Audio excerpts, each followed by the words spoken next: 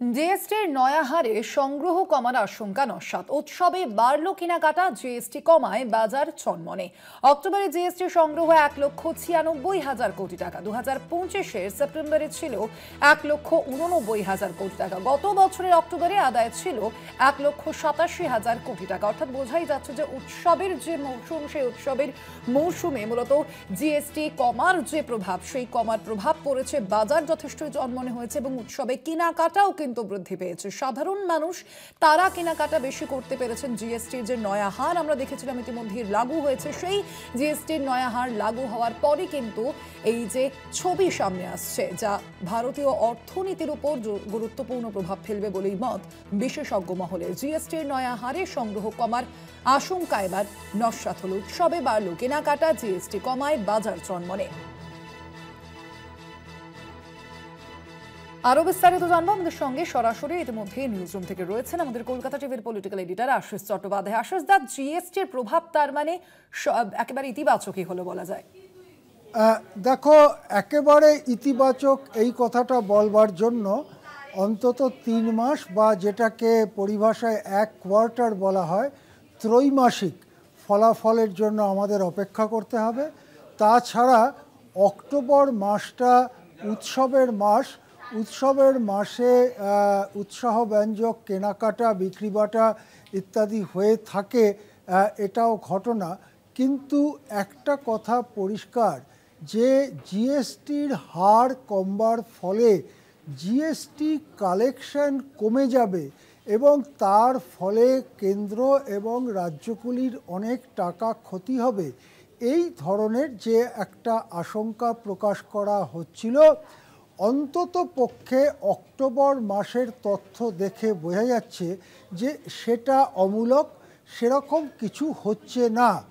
এখন বাড়তি কেনাকাটা, তার ফলে বাড়তি জিএসটি সংগ্রহ, এটা তাহলে কি দেখিয়ে দিচ্ছে যে জিএসটির হার কমার ফলে লোকেরা বেশি বেশি জিনিস কিনছে, নাকি এর পেছনে অন্য কোনো কাহিনী আছে যেটা এখনও সবটা পরিষ্কার হয়নি? কিন্তু অক্টোবর মাসে আমরা দেখতে পাচ্ছি প্রায় 1,96,000 কোটি টাকা, প্রায় 2 লক্ষ কোটি টাকা হবে কালেকশন হলো। এটা তার আগের মাসে সেপ্টেম্বরে, যখন সেপ্টেম্বরের বেশিরভাগ সময়টা বাড়তি জিএসটি ছিল, সেইটা ধরে সেপ্টেম্বরে কালেকশন হয়েছিল 1,89,000 কোটি টাকা, অর্থাৎ 7,000 কোটি টাকা অক্টোবরে বেশি হলো।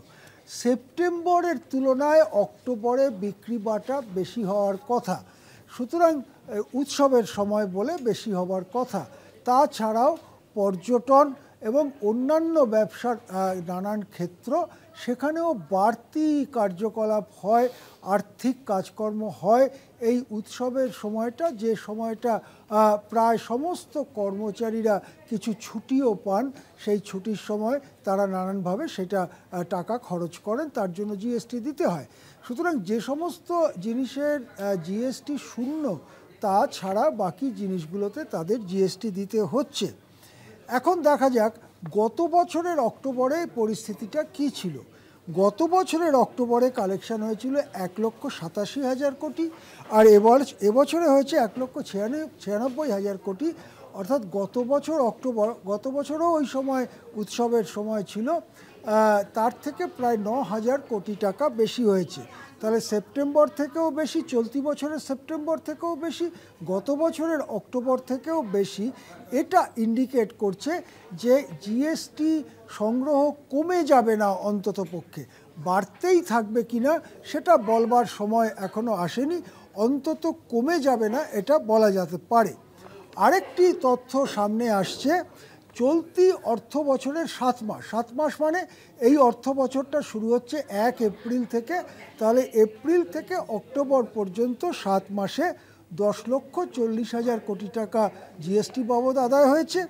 2024-এ ওই একই সময়ে আদায় হয়েছিল 9,65,000 কোটি টাকা। সুতরাং মোটামুটিভাবে 85,000 কোটি টাকা বেশি জিএসটি কালেকশন হয়েছে চলতি অর্থবর্ষের প্রথম 7 মাসে। সুতরাং জিএসটি আদায়ের ব্যাপারে যে একটা ক্রমশ উন্নতি হচ্ছে এটা স্পষ্ট। আরেকটা জিনিসও মনে হচ্ছে যে খুব বড় একটা ক্ষতি কেন্দ্র এবং রাজ্য সরকারগুলোকে সইতে হবে না জিএসটির হার কমার ফলে। তবে নভেম্বর ডিসেম্বর পার হয়ে গেলে, এই বছরের এই ত্রৈমাসিকটা পার হয়ে গেলে কি পরিস্থিতিটা দাঁড়ায় সেটা দেখে এ সম্পর্কে আরও পাকাপোক্ত মন্তব্য করা যাবে। ধন্যবাদ আপনাকে আশিস দা। আমরা কথা বলছিলাম, সরাসরি ছিলেন আমাদের কলকাতা টিভির পলিটিক্যাল এডিটর আশিস চট্টোপাধ্যায়।